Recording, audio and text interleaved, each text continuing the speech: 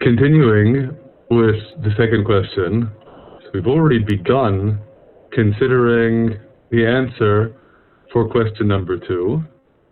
Are angels spiritual beings or physical beings? They seem to be spiritual beings, so, for example, the angel who came to Manoah and his wife ascended in the flame of the altar to heaven. Well, indeed, as we've already noted, we certainly do consider angels to be spiritual beings. Besides the obvious implications of the verse from Judges, the angel ascending in the flame of the altar, and certainly that description is incompatible with any sort of physical being, just consider what we already saw in our discussion of question number 1. That is, the very extent to which the appearance of angels as described by the prophets and the various passages of the Bible that speak of angels, the very extent to which these descriptions are so varied and so filled with a multiplicity of descriptions certainly serves further to amplify the conclusion that we aren't speaking of any kind of literal physical form, but rather the anthropomorphic description that pertains to the angels. In other words, they're not physical beings described in physical terms by the individuals who see them, who encounter them. They are described indeed in the prism of the image, the imagination of the prophet, of the individual who is engaging in that vision of the angel. Besides these obvious considerations that dictate seeing angels as spiritual, non-physical beings, there's an additional dimension that I feel compelled to share with you. And that's the way in which we find the creation of the angels presented in Genesis, in the description of creation. Of course, this is a trick question. In any explicit sense, there is no description of the creation of the angels in Genesis. And that's precisely the point. Because in the biblical narrative of creation, the emphasis is placed squarely on this physical universe in which we live. Not, of course, that that's the only universe, and obviously not that only the physical universe was created by God. Everything physical and spiritual is created by God. But the emphasis in the Bible is on the world in which we find ourselves. And as a result, any of the aspects of the spiritual world, heaven, hell, and of course, the angels, are not explicitly described in the Bible's account of creation. And once again, for the same reason, angels would not be described because they are, likewise, spiritual, non-physical beings. I feel compelled to share with you a pet peeve that I have, and I think we can all appreciate it, that it seems people have become so convinced to conceive of angels as human beings with dove wings that we find it almost impossible to separate this admittedly childish and immature attitude with respect to angels from the idea of an entirely spiritual being. Maybe a lot of Renaissance art is to blame, although I suspect the problem has much earlier roots than that. But we need to consider that obviously that's not what we mean when we speak about angels. And of course, inevitably, with that realization, when we consider the rest of the question, but then how can angels have bodies? And how do the angels who come to Abraham and Sarah eat the food Abraham brings them? These are very good questions, considering we aren't speaking about physical beings at all. Now, granted, there are always different nuances, different ways of looking at the biblical text. And since there isn't any one right answer, I'd like to present you with two very different approaches to answering these questions, both of which are very venerable answers in our tradition. That's not to imply there aren't other answers, and it's also not to imply that it's one or the other. There's a possibility of a combination between them, but at least to present to you these two approaches. The first approach is one that we've already had occasion to consider in the context of our Bible study, in particular when we discussed Genesis chapter 18 some time ago, and that is that the descriptions of angels may be in the context of a prophetic vision. Maybe not necessarily a prophetic vision, could also be lower levels of visions that may be adequate for seeing angels. But one way or the other, it certainly would pose no difficulty for us to conceive of prophets or other individuals who see visions of angels, describing them to us in physical terms. Well, we already noted at the outset that this is one of the inevitable challenges of the prophet in harnessing human language to describe something that is far, far beyond the scope of ordinary human experience. Prophets describe even God in physical terms, and we certainly know that God is non-physical.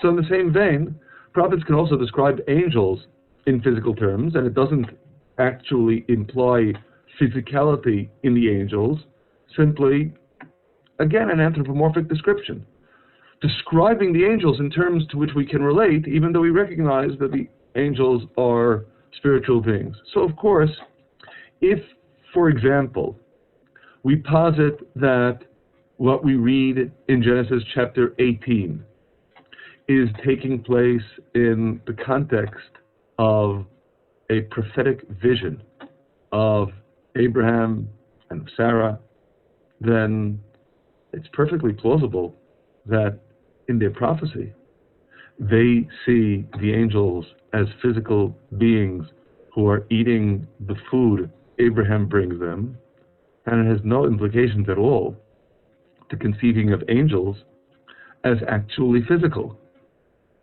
That's one possibility. There's another possibility, and maybe the best way of understanding the second possibility is by considering the following illustration. I'm sure many of you have been to puppet theaters at one time or another. Well, if the puppet theater is being well run by the puppeteer, you'll never see the puppeteer. The puppeteer is always behind the scenes. And yet, when you see the puppets on stage, number one, you know that they are representations of the puppeteer who's behind the stage. And you also know that wherever you see the puppet, someplace behind that in the background, behind the puppet, is the puppeteer. Taking this illustration as our starting point, I imagine you could, well, infer where I'm going to head with it. That is, angels are completely non-physical beings, But conceivably, angels, like the puppeteer, can take on a physical apparition, let's say, something like a puppet. And it's really physical. It's just not really the angel. It's the manner in which we may perceive the angel manifest in our physical world, but it's not the angel. While generally, even seeing such an apparition, the puppet of the angel, is something that we would associate with people of very lofty spiritual levels, we wouldn't necessarily. After all, in Genesis chapter 19, we read of how the people of Sodom come round about the home of Lot and his family and accost Lot and demand of him to bring out to them the guests whom he had brought to his home. The guests were the angels. Certainly, the people of Sodom were not at a level of prophetic visions or any other kind of visions, for that matter. On the contrary. But nevertheless, it's possible that they could have, even at their low, corrupted level, have seen the puppets. And as a result, they attempt to attack Lot over his welcoming guests. So when we consider both of these possibilities, of course, there are very different views of how we may see angels, but they have the common denominator that angels indeed remain entirely spiritual, non-physical beings. The first possibility would be that it is the imagination of the prophet, the individual who describes seeing the angel, that is presenting to us a physical form that isn't really there. And the second possibility, a physical form is really there, except it's not the angel, it's the puppet. In either of these instances, again, we can read in the Bible descriptions of angels in physical terms, doing physical things like eating, even as we recognize that the angels themselves are necessarily purely spiritual beings. Now, bearing these two possibilities in mind, we continue with question number 3. Do angels move in this world? Ezekiel says, and their legs were straight legs, they turned not when they went everyone straight forward. And Zechariah refers to the angels as these standing ones. But what of all the places in the Bible where people appear to see angels walking and moving around like people? So of course, on the most basic plane, it should be clear to us that we can use the same two approaches that I presented with respect to the second question in responding to the third question as well.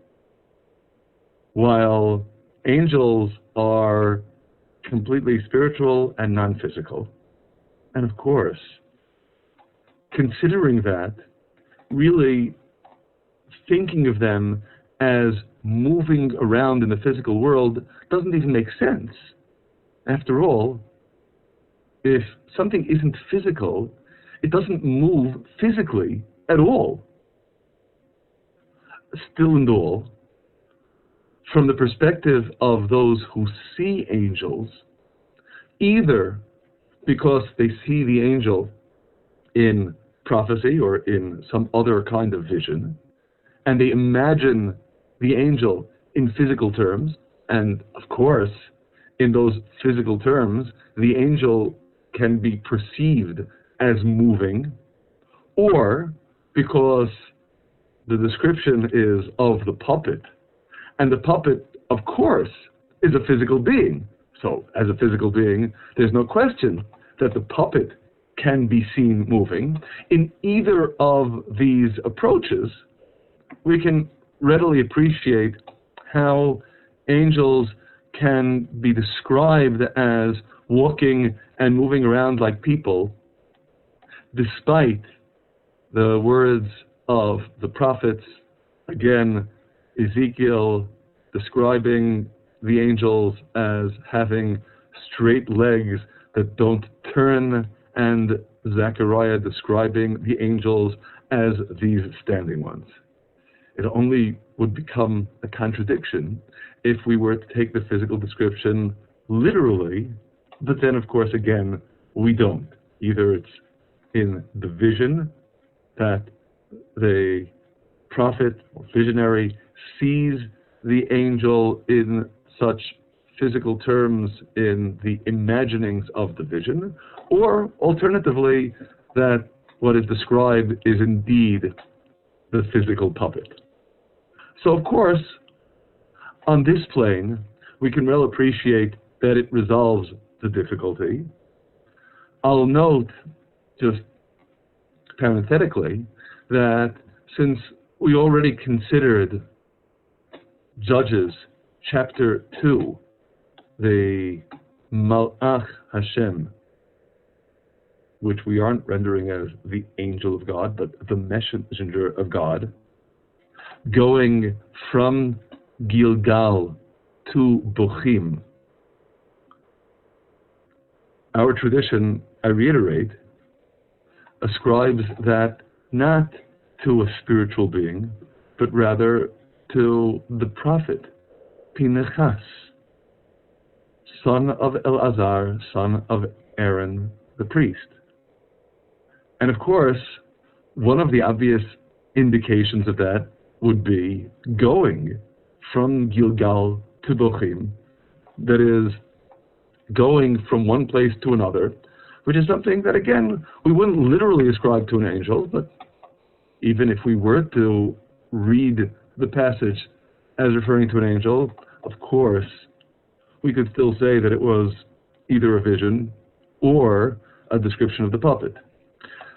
But fundamentally, when we really consider what the challenge is in question number 3 here, and what we need to resolve, I think there's a deeper dimension that we need to bear in mind.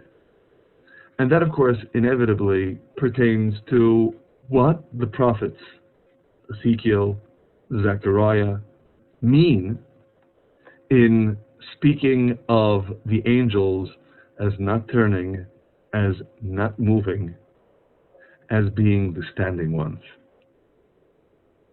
Obviously, again, the focus here is not merely on negating physical movement from angels, because that's obvious, they're not physical beings, but rather on a spiritual plane. On a spiritual plane, angels don't move. Meaning, angels are created as pure spiritual beings, and so they remain, pure spiritual beings. But that means they don't grow, they don't go, they are. They aren't engaged in becoming. They are always in a state of being for the entire scope of their existence. And of course, the important contrast to appreciate here is the difference between that and the human beings. The same verse in Zechariah chapter 3, verse 7, that describes the angels as the standing ones, describes human beings as walkers, the ones who move. And again, of course, we aren't talking about the fact that human beings move in the physical world, because that's obvious, but rather spiritually. Human beings are always on the move. Rather than being, we are always becoming. Human beings come into the world, after all, as purely physical beings. A newborn baby, pure physicality, but with spiritual potential. That spiritual potential, of course, needs to be actualized. And that's a long, arduous, lifelong process of actualizing spirituality. Angels, again, aren't going, aren't growing, aren't moving. We are.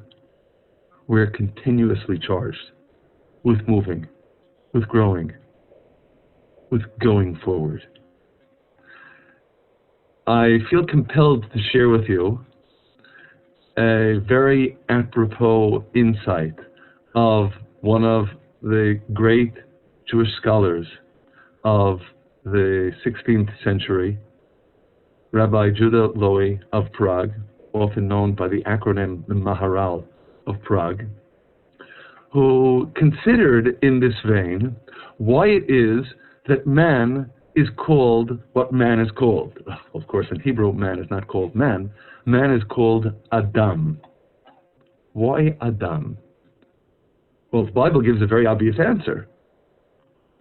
Man is called Adam because he comes of the earth. The earth is, in Hebrew, Adamah. So Adam comes from Adamah, which is a perfectly obvious answer, except for the obvious problem. That is, not only man comes from the earth. What else comes from the earth? Everything comes from the earth. Obviously, all vegetation comes from the earth, but all animals also come from the earth. So if everything comes from the earth, why specifically should man be identified as related to the earth? And the rabbi's response, maybe this is an answer that we could better appreciate if we came from an agrarian society, but I think we could still very well appreciate it, is that in our frame of reference as human beings, you know what the earth signifies? The earth signifies the means for actualizing a potential. Because when you take that seed and plant it in the earth, that seed is just potential. The earth is the mechanism for actualizing that potential. So that small seed grows into a mighty tree. Actualizing potential is precisely what human beings are all about, and uniquely so. In the same context, he notes that the Hebrew word for domesticated beast is behemah. Behemah can be viewed as a compound of two component words, ba, ma, which would translate pretty much literally to whatever it is already inside. Because the behemah, the beast, on the one hand, comes into the world as a purely physical being. And, of course, so it remains only a purely physical being. In the words of Ecclesiastes, it is the spirit of the beast that settles into the earth, because that's all that's there, the physical. On the other hand, at the opposite extreme, of course, the angels. They are created as pure spiritual beings, and so they remain. And ironically, of course, what they both have in common is they're static. They don't change. And so, in a sense, they're both standing ones. Man uniquely is endowed with the capacity to actualize a potential. It's only a potential when you enter the world. That potential of spirituality. But you can, by your choices, by the way you deliberately choose to dedicate your life, actualize that spiritual potential. And it is precisely in emphasizing this distinction that the prophets note that the angels don't move. The angels stand. The angels are static. It is only the human beings who are dynamic, who move, who go, who grow. And maybe this, then, is the most crucial point for us to stress by way of conclusion in speaking about angels here and now. That is, again, on the one hand, as we noted at the outset, believing that God sends angels to us in this world is so fundamental a principle. It is literally at the center, at the focal point of the tabernacle and the holy temple.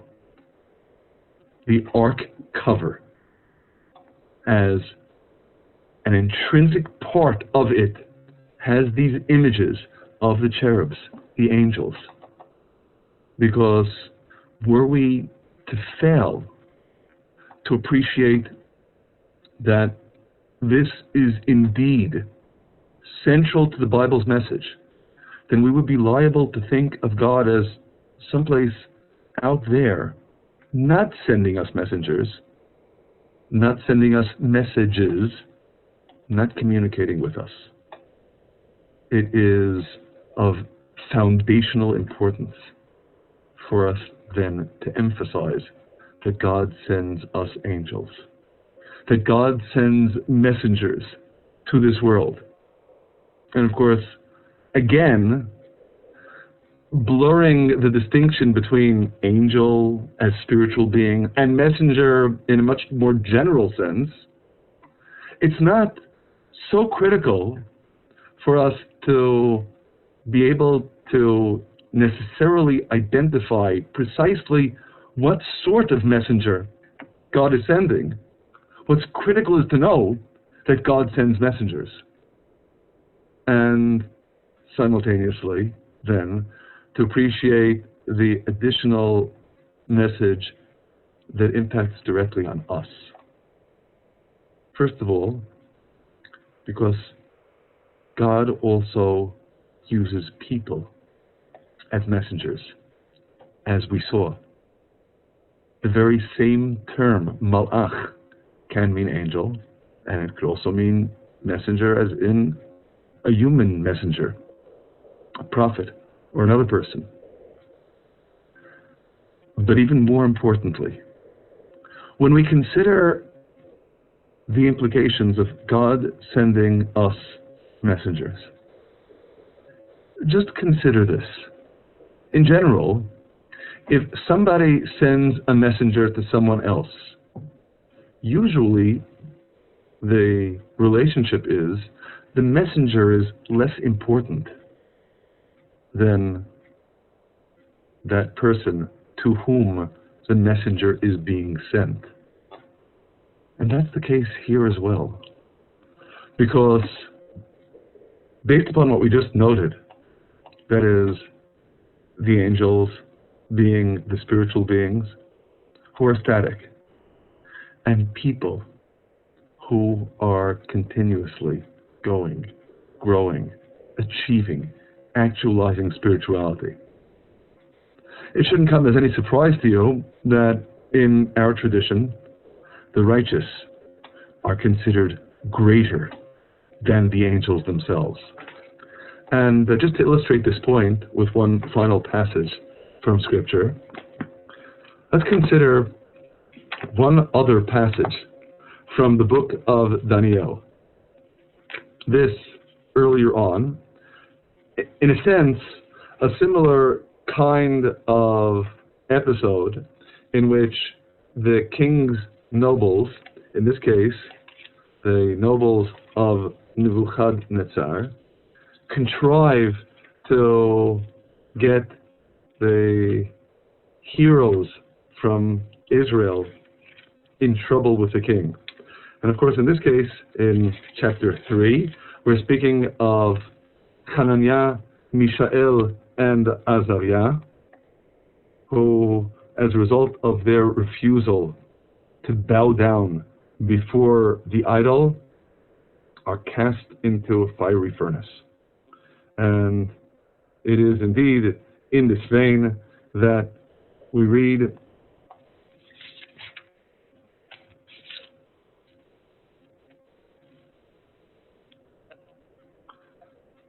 and these three men, chapter 3, verse 23, Shadrach, Meshach, and Abed-Nego, fell down bound into the midst of the burning fiery furnace. And then in verse 24, Nebuchadnezzar the king was astonished and rose up in haste and spoke and said to his counselors, "Did we not cast 3 men bound into the midst of the fire?" They answered and said to the king, "True, O king." He answered and said, "Lo, I see 4 men unbound, walking in the midst of the fire, and they have no hurt, and the appearance of the 4th is like an angel." So, of course, it's important for us to note the various causes of the king's astonishment. First of all, they were cast into the furnace bound, and they're no longer bound. They're walking freely. Second, of course, they were cast into a fiery furnace, and they have no hurt. They're uninjured. And third, we cast 3 people into the furnace, and I see 4. But what's especially critical here from our perspective, and this is an observation highlighted in our tradition, is Nebuchadnezzar says, the appearance of the 4th is like an angel. This is the angel, of course, whom God sent to rescue Hananiah, Mishael, and Azariah from the fiery furnace. But the important point to appreciate is you have the angel and you have 3 righteous men. Who goes first and who goes last? The angel trails behind the righteous men, because to be a righteous human being means to be greater than an angel. And of course, how could it be otherwise?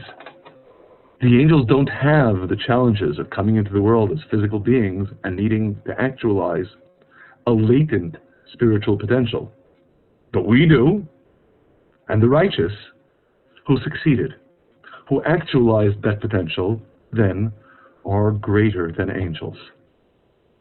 And I reiterate again, God sends his messengers, the angels, to the righteous, because he sent the messenger to the one who is most important. And maybe on that note, we should return to the observation of a few minutes ago, that in the Bible description of creation, the angels, at least as an explicit creation, are nowhere to be found, because the Bible focuses upon us and the challenges that God gives us in this physical world, and the mission that we need to accomplish here in this physical world. The angel, as God's messenger, is in a state of being. We are in the state of becoming. The angels are the standing ones, but man, called the walker, is greater yet. Because when we hear God's charge and we rise to his challenge, we can make ourselves greater than angels. That's perhaps the most critical message here of all. May we indeed heed the charge, rise to the challenge, and thus become worthy of God's blessings. God bless you.